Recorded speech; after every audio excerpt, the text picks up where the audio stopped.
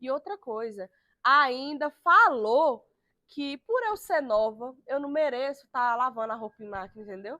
Era para me lavar na mão mesmo, sofrer assim, ó, desse jeito. Como que minha mãe faz uma coisa dessa sem a minha autorização, só chega aqui em casa e pega as coisas? Eu não tô acreditando nisso, não.